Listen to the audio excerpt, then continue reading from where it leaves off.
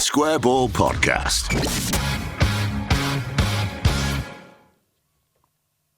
Hello, welcome to the show. Brought to you in association with West Yorkshire Electrical, this one. Michael? Correct. Yeah, you were fiddling with your phone there, weren't you, just as I started wasn't. talking? Yeah, you were. I wasn't at all. So you're obviously ready to plug West Yorkshire Electrical, aren't you? Plug it. Yeah, which is exactly what you can do if you've got an electric car charger that they've put in. Just plug it in. Yeah, with the... Because they're specialists in... Electrical things. Renewables. Things. Oh, yeah. Fully accredited specialists in renewables, such as solar panel installation, battery storage, EV charging, but also usual stuff, fire alarm systems, school contracting, security alarms, CCTV, you know, the stuff that electricians do, all of that stuff. Finance available for work on your home or your business, wyelectrical.co.uk for details. West Yorkshire Electrical on your socials. The view from the press box, this one, Phil, hey? Yes. Hello. Last one of the year. We've opted to take a break over Christmas because obviously we worked too damn hard. Yeah, we were toying with doing one next week, weren't we? But then we decided there's so many games. Yeah. Will there be anything fresh to talk about apart from the games themselves? Well, we don't really know what to say about this one, and it's the biggest game of the season. There's no two ways about it. Is that we're here to preview Ipswich, but we need to win, and yes, it's going to be exciting. It's going to be a good game. Which way is it going to go? We don't really know. Shall we just move on and talk about Christmas food? I sort of said to you beforehand, why don't we have a bit of laugh with this show? Because otherwise we'll sit here for 40 minutes saying there's a 10-point gap, which isn't great, and it needs to come down, and ideally they need to win at the weekend, and round in circles. It should be, though, one of those days which is always great at Ellen Road, you know, like everybody properly into it. It's a bit of a shame it's not on Christmas Eve. I was looking at the fixture list today, and I was following a feature on the BBC website about the Leeds Man United game back in the 90s that was on Christmas Eve, which is the only time they've ever staged a game on Christmas Eve until this year when they've chosen Wolves v Chelsea. What a cracker. It's disrespectful to Tony Yeboah to pick such a poor game. Yeah. It should really have remained. It should have remained the only game, I would say. But to put that on, especially when you've got Liverpool Arsenal sitting there, you know, perfectly poised for that made it sound like Christmas you're sort of desecrating his memory. We should say he's very much alive and well. Yeah, very much so. Yeah, but and still running a hotel in Ghana. Yes, yeah. The Egola Hotel, is that the name? Something like that. Yeah. How do you think Jurgen Klopp would have taken it if Liverpool's game was moved to Christmas Eve?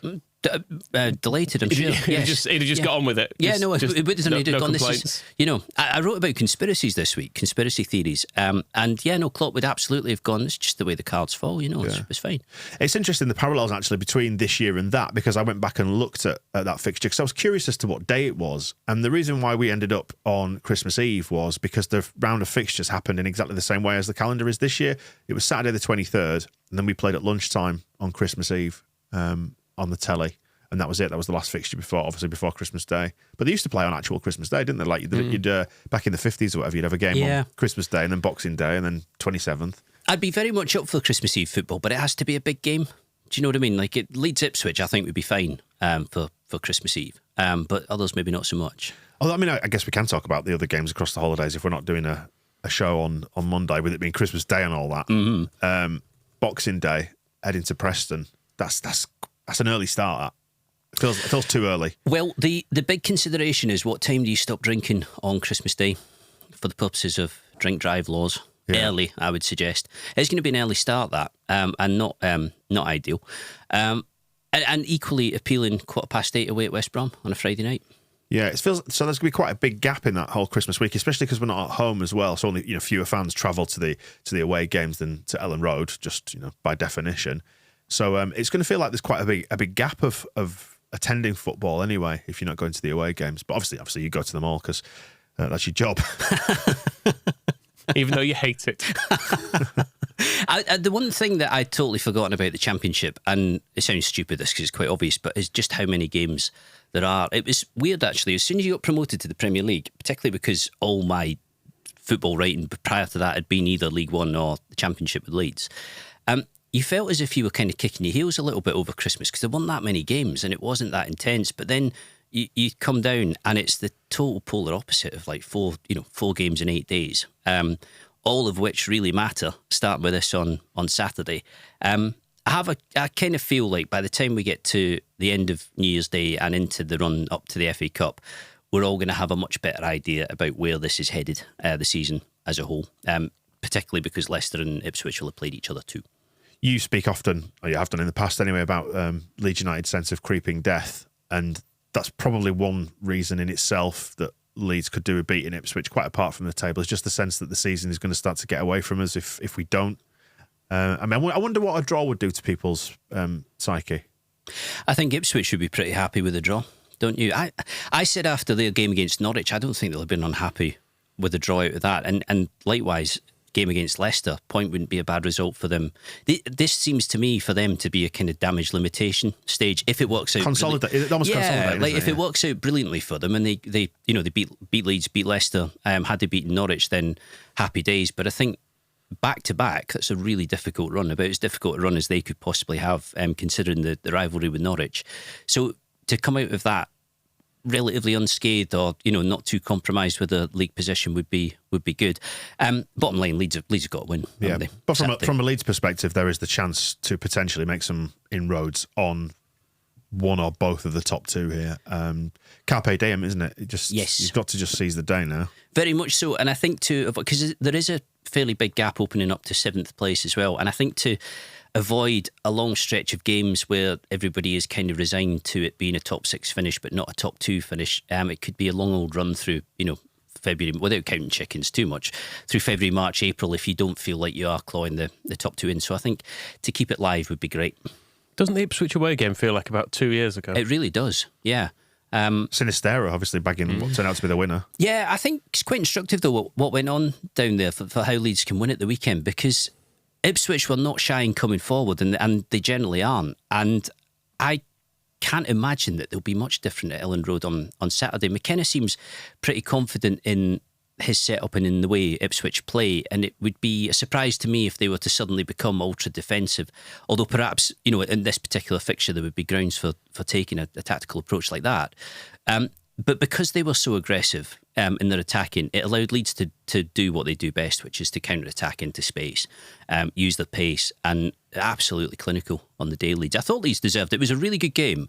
I thought Leeds deserved to win it, but I did come away thinking Ipswich will be top 6 this season because they look good. It did set a bit of a pattern, actually, didn't it, that game? Concede early, concede another daft goal in injury time in the first half. These are things we seem to be doing on the regular still. Yeah, and I almost did the ultimate jinx with that by saying it 4-2 up. Farke's going to plant a flag in the centre circle at the end of this game, at which point Ipswich scored and then started piling forward in search of an equaliser. And I was thinking, why do you do it? I know.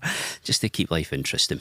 2 questions then. Do you make any changes to the lineup for the game against Ipswich? I think Farke probably minded not to, I guess. Yeah, I think he goes with his big players, doesn't he? But then it leads into the question of what does he do against Preston and West Brom, and there's got to surely be some rotation, some squad use there, because one of the things you mentioned out of the last couple of games where you were slightly surprised that there wasn't a little bit more use of the squad now, and possibly that pressure is going to be brought to bear a little bit more because of the tightness of the fixtures.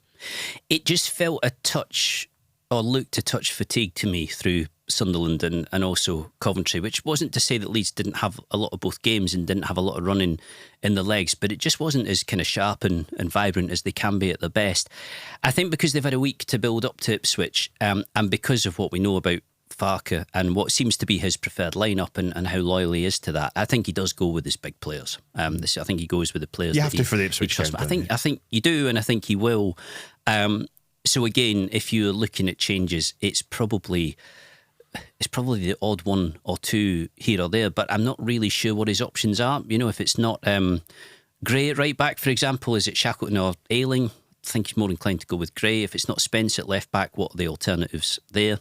I don't think there'll be much of a shift from what we saw against Coventry. But you're right, early kick-off against Preston, difficult game against West Brom, and then you run pretty quickly into Birmingham. I don't think it can realistically be unchanged all the way through. I think I was saying after the Coventry game, what I wrote, that was the sort of week where you did want to see the kind of depth of his squad paying off and players stepping up and making an impact. And it didn't really happen. I think it'll have to happen in this period. Just looking at it being a defining sort of week to 10 days for Ipswich, actually us in 3rd place, we've got 2nd place, then we've got 8th place, and then we've got 5th. So it's a pretty defining run for Leeds as well, isn't it, this one? I've looking at Preston and I see them, and you kind of, I don't know, is it just some sort of arrogance caused by the position in the table, the fact that they've lost quite a lot of games? They ship a lot of goals to Preston. So I looked at that and thought, I'm quietly optimistic about us going there and winning. and then it's followed by West Brom, and then I was like, oh, West Brom are higher than them in the table. It'd be a bit more difficult, but we should have beaten West Brom earlier in the season as well. Yeah, I think so. I watched West Brom against Leicester. I was quite impressed by them. Coblin's done good things down there. They've always been a pretty good team under him. And again, I think they've got a really, really strong shot at making the playoffs. So it's a combination of difficult opposition, but also just back-to-back schedule. And I did, looking at Leeds, at Sunderland in particular, was the first time that I started to think some of these players look like they've got quite a bit of football in their legs, and that's only going to get more intense and more evident, I think, as time goes on. But it's not as if they're the only club who are dealing with that. You know, everybody has kind of ludicrous schedule. I was reading Bernardo Silva earlier this week talking about, you know, the football scheduling and how players are getting more and more sick of the amount of football that they're having to play, and sometimes it does feel like it's a bit excessive. Yeah. Just looking at Preston's form, actually, they're 1 win in 5 and yet still 8th in the table. Mind you, they were the early pace setters, weren't they? So perhaps their position is artificially inflated compared to their recent form, because they're on a minus 10 goal difference, which is the lowest in the top half. Like we're on plus 15, and the only other top half team with a minus goal difference is Blackburn with minus 4. They're a classic example, Preston, of how sometimes things like XG and performance data can be quite accurate in showing what's likely to happen. As the season started and you had some clubs making good inroads at the top, Leicester and Ipswich, for example, people like Opta were analysing it and saying they're pretty much where they deserve to be. But Preston, using the data, were the one that jumped out as being the results being much better than the performances. And I think from an early stage, there was a suspicion that they would, you know, drop down to the sort of position that they're in now. So to be in contention for the playoffs, but not necessarily, you know, setting the pace as they were. But they're, I think, a little bit like Middlesbrough. They can be very good on their day, Preston. They're a potentially good side, and Leeds will have to play well over there. Just talking about the rotation again, I mean, you've said in recent weeks you expected Farke to make more use of his squad. He would obviously answer this question with an affirmative yes, but do you think he trusts his squad? You've spoken there about him knowing his best 11, but do you think he actually trusts his wider squad? I think he does, but I think the sort of greater weight of his trust is definitely in the lineup that he's picking, and that to me has become more and more apparent as the games have gone on, because he is sticking with that lineup. I think at the start of the season and prior to Gnonto agitating and causing problems, I assumed that Gnonto would play a lot this year, and would be, particularly because it was the Championship, would be first choice winger.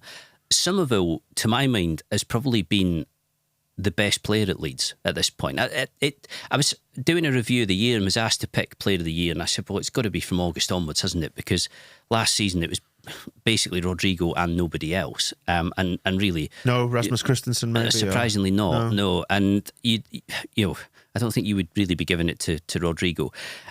So initially I was thinking, well, it's Rutter, isn't it? You know, he's been the kind of real bright spark, and he's doing things that other people in the Championship don't really do.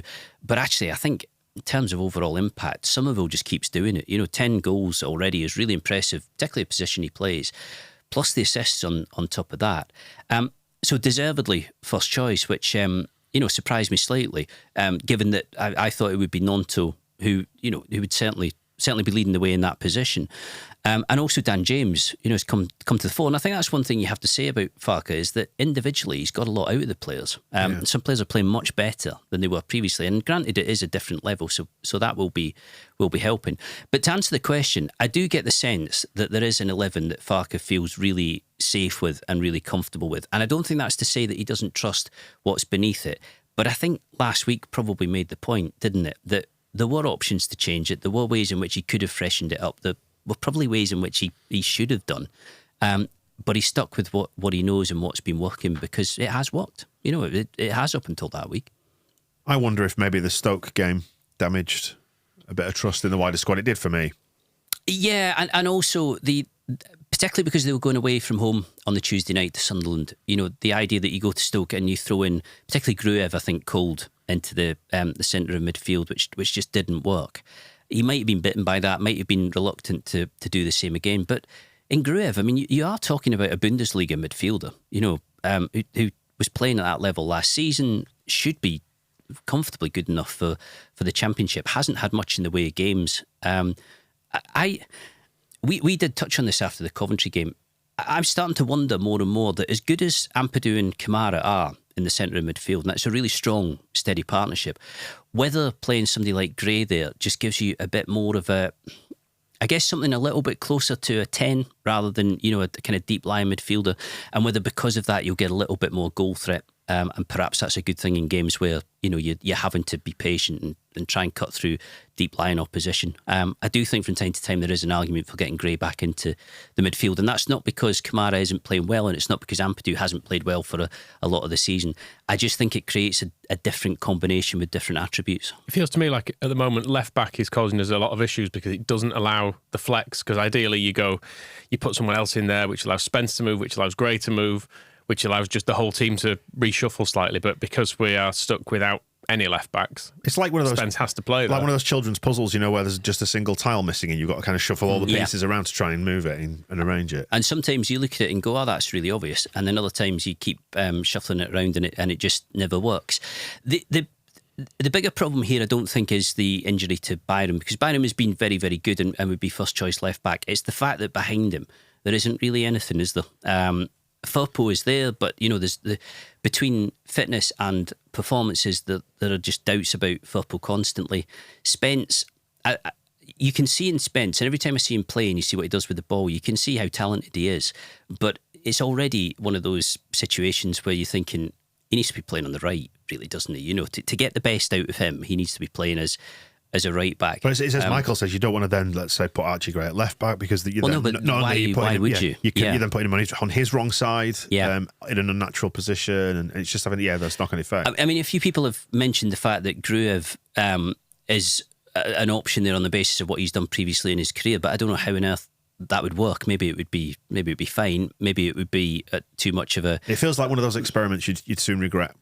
I don't know why, or potentially. One of those experiments where if it went well, you'd say, oh, excellent. But if it went badly wrong, you would say, why is he there? That's really weird. And I think moving Gray over to the left-hand side doesn't solve the problem of... I know Byram started his career as a right-back, but Byram has been operating as a left-back for a good while now, so properly understands the position and is, to the naked eye, very, very good at it. Is really, really as good a left back as Leeds have had there in such a long time. I mean, he will be back. But he's made out of candy floss. That's the problem. Well, I don't think he is made out of candy floss. He's just not so durable that you're going to get 46 championship games out of him. From time to time, he's likely to pick up injuries because of what's gone before him. He's played a lot of football this season. It's not as if you've had 2 or 3 games out of him and we're saying, well, that was a waste of time. He's actually been one of the best players, I think, this season. But it's not particularly prudent to say he's going to be our left back right the way through the season, because the chances are he'll be missing. And if behind him, Firpo is back in training and was before the Coventry game, but if behind him you've got somebody who A, isn't fit that often, and B, isn't that impressive when he plays, then you've definitely got an issue. And it's not a surprise that's one of the positions that we're expecting them to look at when the window opens. Speaking of the window, do you expect Jayden Anthony to see out the season? Because there's been a little bit of a rumble about him going back, and maybe even Sinistera coming back the other way. From the Bournemouth end, nobody down there seems to think that Sinistera will be coming back. And I mean, from the conversation you had with Angus Kinnear that there's a lot of politics there and not a little bit of bad blood either, caused by the way that all ended in the last week of the transfer window. As for Anthony's intentions, I don't honestly know with him, and I might actually ask Farker about that today, see what because he has not played much at all. Spence hasn't played much, but Spence has been injured for a long time. So how it could have been different with Spence is hard to say. But Anthony is very much on the fringes and does feel like the 4th choice out of 4. But it's not so different to Charlie Creswell, I think, where Farker's attitude is, I need 4 wingers in the same way as I need 4 centre-backs, but I can't play all the time. And if players are in good form, which James and Somerville in particular are, then, what do I do?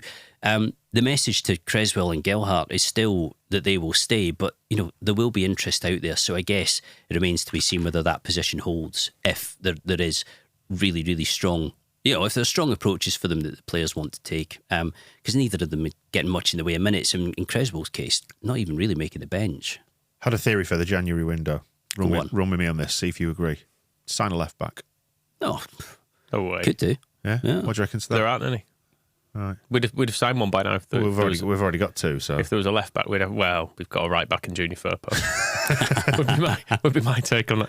With Firpo, have you ever known a player be injured as much while not having a serious injury? Like, it's not like he's done cruciate ligaments or broken his leg or anything. He just seems to be always out. I don't think he's managed more than 5 or 6 games.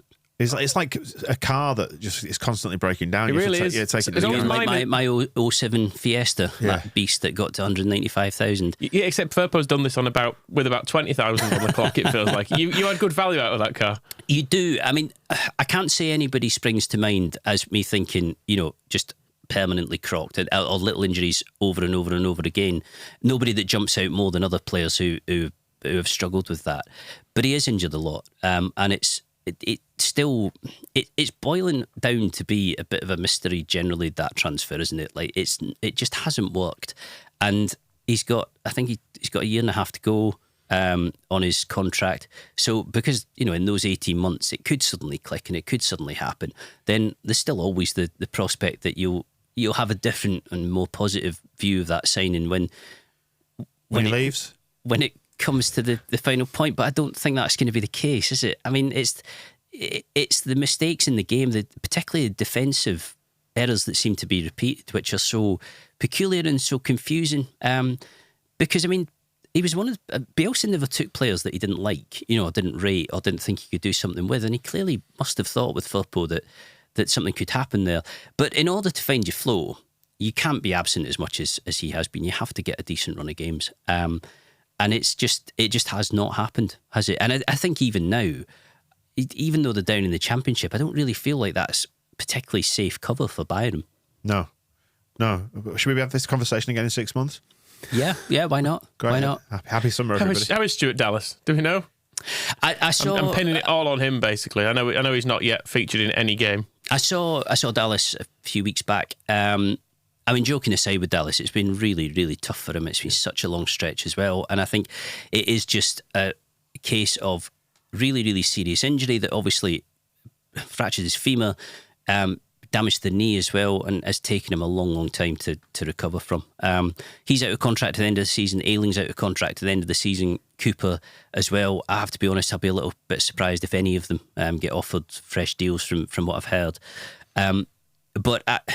Dallas, I think, is the sort of player you'd love to have in, a fit Dallas as he was on the Bielsa, sort of player you'd love to have in the middle of this, because he'd be massively useful.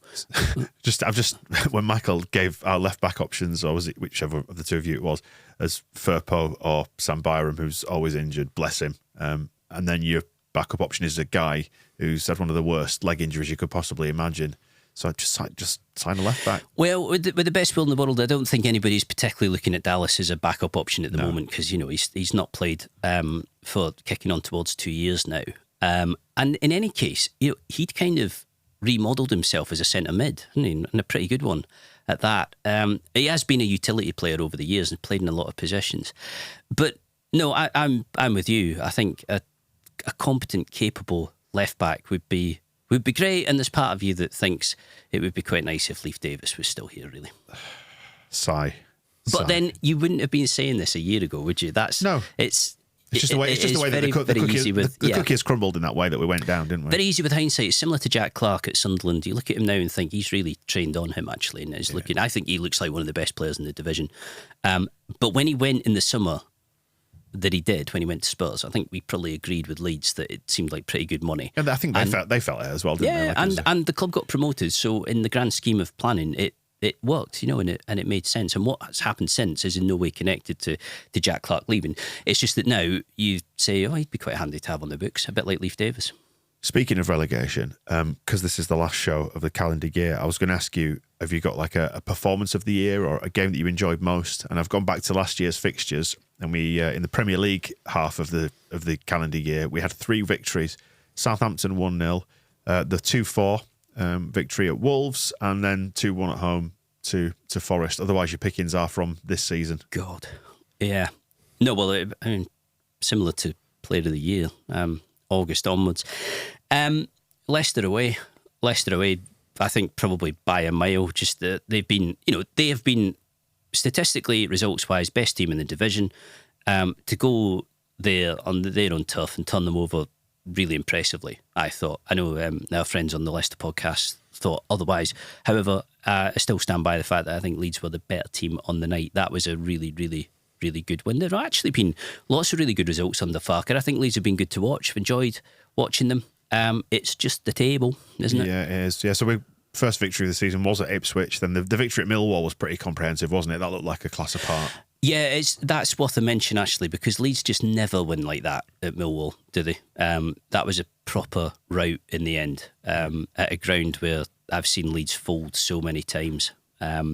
Prior to driving home and getting detoured through Melton Mowbray or wherever it is. But no, that was absolutely terrific. I think the comeback against Norwich was great fun as well. Yeah, I'm just going to run through the wins because we also had the 3-0 against Watford, which I think there was a little bit of creeping frustration there, wasn't there? And then Pirro broke the duck. Yeah. Sort of two-thirds of the way through that. It was like watershed, wasn't it? Yeah. This is what I mean, though. There've been lots of really good games, really good results. I was going to say we beat QPR then at home, and it was Bristol City at home. The Norwich comeback was dramatic and fun, wasn't it? Yeah. From a fairly hairy position. Huddersfield, we could have had 10, I think, that game. Yeah. When we took our foot off their necks at half time at 4, but that was a proper no nerves from the very get go. And we've been discussing fullbacks. Who was it? Their right back that day. It was a performance for the ages. Was that? I felt he could watch that over and over again. We genuinely said after about 10 seconds, doesn't look very mobile here, and Leeds are very quick. This could be. That could have been actually the Huddersfield game. Just looking at the time of the goals, the first one was James on 20 minutes, and I wonder if that was that some sort of genesis point for the 20-minute text that you and I have been talking about. Maybe. Only you've been talking about it. No, I don't think it was that. I think the thing is, he just talks to me about it all the time. It's never on camera. I just never actually do it. Yeah. No. I think I said to you earlier in the season, you can kind of tell after 20 minutes where a game's going with this Leeds team, and I think that's probably just about true. Going back to last season, you really have to pick out the worst games, don't you, rather than the best games. The worst by miles was, and I include Crystal Palace in this, was Bournemouth away. You've got a handful of games to go. It's all on the line. You turn up and you play like that. And I remember just looking at them and thinking, cooked. I was going to say, there's a point at which I don't know if it's kind of a nihilistic thing where you just want to tear it all down, where there's a certain amount of relief in such a bad performance. By the end, when the fans basically turned on the players. Yeah. But there's almost a point where you can go, oh, yeah, we are terrible and we are going down. Okay, I accept it now. Because there was still that creeping little bit of hope where you thought, if they just, and then they do this, and then if they just do that. And actually, that was the game where you went, this is a lot of done. Yeah, the players walked over to the away end and then just sort of stood there. They didn't applaud. They didn't know what to do because they knew it had been dreadful. They were getting hopelessly abused, as you'd kind of, anticipate in those like being called when you were a kid, being called in from outside by your mum, knowing you were going to get told off, and you know that you had to go in. Yeah. So what do you do? And then eventually everybody walked off, and Gracia was borderline in tears after that, struggling to go in the dressing room, which was part of the reason why the club thought we've got to make a change here. And it was the only throw of the dice that was left. I remember going on 5 Live, I think on the Monday the following day, with Allardyce about to come in, and somebody asking me, will Allardyce keep them up? And I think I basically said, no, he won't. No, he'll be lucky. It's gone too far. There aren't enough big players who look like doing it. There isn't enough of a plan or enough of a structure. And I had really major doubts about whether what worked for Allardyce back in the day was going to work now, and it absolutely didn't. It's interesting what he said to the people at the club as well, which was along the lines of, you always need 1 or 2 world-class players in your squad that can drag you out of something in much the way that Phillips and Rafinha did. Yeah. Obviously, the 2 that we sold, so there were no star turns left in that squad, and so I don't think he was, privately, he was surprised that Leeds failed. No, absolutely not. And I don't think you can lay it on him at all. It was just a, desperate measure. I still remember I went getting sent down to the Leicester-Everton game at the back end of last season to have a look at 2 other sides who were in relegation battle and speak to some of the supporters and write about it. And I was just packing up when I got a WhatsApp from somebody saying it's going to be Allardyce, and they were saying, I'm not so sure about the second part, but it looks like Orta's going to be on his way as well, which again wasn't a surprise. Allardyce was a surprise. The Orta thing wasn't, and particularly because of Allardyce, you just thought he is the last coach in the entire universe that Orta would find himself going for, realistically. Because he's not ever met him at a barbecue. He's gone from strength to strength, though, hasn't he, Victor Orta, since leaving Leeds? Yes. That's ironic, because I think you would bump into Sam Allardyce at a barbecue. That's true. Definitely. That is true. Yeah. He'd go to one if he was invited. Oh, I suspect. 100%. Yeah. And even if it wasn't his barbecue, he'd end up offering to help out. I reckon he throws an annual barbecue, don't you? Yeah. I think so, yeah. Better than Warnock's. I never went to Warnock's, actually. But No. it'd be a barbecue without salad. No, I don't think so. Like, I don't think so. he won't bother with anything like coleslaw or salad or anything. It'd be just pure meat. He might not want to bother, but he'd be told by other people that you've got guests coming in, you have to do a proper spread. Yeah. Yeah. You think anybody's telling Allardyce what to do? Maybe his wife and his kids. Yeah. Yeah. Sammy Lee. Maybe. Yeah, mate, it could be. Probably, yeah. Yeah. Sammy Lee would be at the barbecues as well, unless he was on jury service. Just wrapping up the other wins that we've had this year. So we had that. Just looking. I've just got the end of last season open. It's a joke, isn't it? My God. Do you know what? It's weird. I had, oddly enough, I can basically not remember any details. I remember Bamford missing against Newcastle, Leicester, and then the penalty miss, and then just a general feeling of sadness. Yeah. I can't remember the goals we conceded. Like Liverpool put 6 past us. I was at that game. I can't remember a single goal. No. Leicester was the one. I remember saying to you after that, because I was looking at the games that were coming up, and I thought, I don't see them getting anything at Bournemouth. It's exactly the sort of place where this team will go and fold. And then after that, the run of games did not look good. And I remember saying to you after the Leicester game, I really, really feel like the damage is done. And I did that train spotting piece after the Leicester game, which was basically because I came away thinking, this is fucked. Yeah. This is not happening, is it? There's no way out of this. I think Bournemouth away as well. That was when Mark Rocker managed to hit 4 consecutive corners into the near post as well. Yeah, at that point, you're just thinking, lower me down. When everyone was just like, please, just draw a line under this, please. It's end funny. it. At what stage are you allowed to laugh about this? Because obviously Bamford was on, and Bamford was one of the players, so there's distinction to make there. But he was on this podcast he's doing with the BBC a little while back, where he's talking about Allardyce saying to him, your performance, I think was it Manchester City, saying to him, don't ever play like that for me again, and having a bit of a joke about him. People are a bit unhappy about that because, got relegated and everything else. You're not allowed to laugh. You've got to be very serious about it. This is it. But is it reached? Are we at funny stage yet? With I think we'll be able to laugh at that if and when we get back up. Yeah. But I was going to actually say in relation to sort of that general feeling and the reason why people take against laughing at the relegation, which let's face it was quite funny in the end, wasn't it? We're allowed to do it because we weren't involved in any respect other than we had to stand and watch it happen. Yeah. Because we do, don't we? As fans, we indulge in like gallows humour. But it is quite funny the way that we just follow the absolute blueprint for a club that just spiraling into.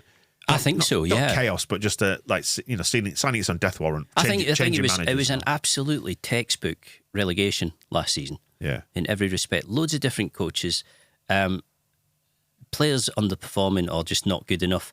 And also realising from quite a distance out that they were in trouble. They were never, from August onwards, they were never really stable, Leeds. Well, the results were never really there. I mean, I was reading Marsh's interview with the Daily Mail earlier this week where he was saying, Radrizzani lost his nerve and we were going in the right direction. And basically it was just about Was that direction straight towards goal? Well, it didn't at the time. All you can say is, particularly coming out of that Forest game, it did not feel like it was about to click. Who knows whether if they just stuck with it, Leeds would have got another couple of results, would have scraped out of it, whatever else. But at that point, early February, it just did not feel like that was going to happen. I think Radrizzani lost his nerve 20th of October 2022 when we lost 2-0 at Leicester. I think that may have been an appropriate time to go, do you know what? This thing we've tried to do, Victor, it's not working. If we're going to get Allardyce in a panic to stay up, let's just do it in October and forget about any pretense we have of signing Cody Gakpo and building this thing of young players. Let's just get some grizzled bastards in and stay up. But by the same token, I'm not prepared to accept that Allardyce coming in October or November would have kept Leeds up either. No. It's easy to promise these things and to say these things when you don't have to deliver in the same way. But the point he was making about the squad as well. They just did not have the people in there to do the job. I suppose the one thing is they might have looked differently at January. Might have thought differently about what they really needed or who they should bring in. But I think in the same way as Marsh saying, we were going in the right direction and it was about to turn the corner. It just didn't prior to me being sacked. It would be the same as Allardyce saying, if I'd been here since October or November, it would have been fine. Because I have to say, the 4 games in which he was in charge did not make me think, if only this had started earlier. Do you think Marsh properly believes what he's saying? Or is it PR to try and get himself another job? Because he would very, very much be in the minority in holding that opinion. It strikes me as a capable bullshitter. Yeah, very much so. Yeah. As I say, I don't look back on that at all and think that was a mistake. I'm very much in the camp, like Michael said, who thinks should have happened before the World Cup break, or that there was the opportunity to do it. And when Kinnear came on your show, he said himself, that was an error. It was a strategic error on the part of the club not to do it at that point. And he seemed to be implying that, the win at Liverpool and the win at Bournemouth dissuaded them from doing what they should have done, which was to change there and then. But, equally, Gracia in the end didn't work. Although, he did have a point. There was a point after the Forest game where it seemed like they were just about there. It was kind of one or two results. And we said it felt like Leeds had become sensible again, like they were just doing obvious things, which is actually mirrored in what we've done this season, and then, which is the point I was going to make before we got sidetracked again about how this little Sunderland and Coventry game has just caused people to wobble and felt like the sense of control is just less. It's not gone, it's just lessened that little bit. But I think you always get periods like this in any season. And I know it won't look or feel like that with Leicester or Ipswich, but still say, it is a bit of a freak what's going on with them. Although I can't knock either of them, they're holding it together and they just keep on going. But yeah, at that, given that the Skubala experiment didn't work, Gracia in the end didn't work, Allardyce didn't work, I think it would again be presumptuous to say had Leeds changed things in, at the end of October, early November, it would definitely have kept them up. But I think it would have been a justified switch. I don't necessarily think that the relegation would be a bad thing, assuming if we can get up this season, or even if it's next season. I just don't want to lose more players, but I don't know. As I get older and more cynical, I wonder if there's any point getting attached to players anymore, particularly the state of the modern game. But I was thinking this the other day actually. I think the crowd like a lot of the players who are in the team at the moment, and you would, because a lot of them have been very impressive, and I think Leeds have been a really good team. But I was sort of wondering the other day whether there is much specific attachment to individuals. I think there definitely is to Archie Gray. Rutter as well, because of his difficult start and the fact that he seems to be having so much fun. And I keep saying on these shows, I have fun watching him, and that's all I can ask for when it comes to football, really. And there's definitely a bit of that generating with Somerville as well. See, the thing I really like about Somerville is that he's a cocky little so-and-so, isn't he? He's really, really confident. And I've written, at some point over Christmas, we'll run a piece on his finishing. I tell you what, the chances he's taken, some of them have been really difficult. It's not as if he's banging them in from 2 yards out and, just poaching and kind of glory hunting at the end of great moves. It's a right range of shots. I think if you were picking Player of the Year now for this season, you'd be picking Somerville, I feel. And I have to say, in the Championship, I think there would be very few stronger shouts than his either. He's been so impressive and so good. And I start to look at him and think, if he carries on developing like this, he could be pretty special, him. Yeah. Just talking about Mickey Scoops, by the way, he lost his first game in charge of Lincoln City to Stevenage 1-0, but unbeaten since. Steve Evans. You know what, sorry? Steve Evans at Stevenage still. Yeah. Clash of the Boss to the bigger man. Leeds managers. But yeah, they've a couple of wins, 3 draws, but they faced Derby. I mean, it's tonight as we record it, so it will be last night as this one comes out. It'll be interesting to see how they get on there. He's well thought of as Skubala, and when he was caretaker, and okay, there was that desperate day at Everton, but he was very much in the middle of a club that just didn't really have much direction and needed concerted decisions to be made above him.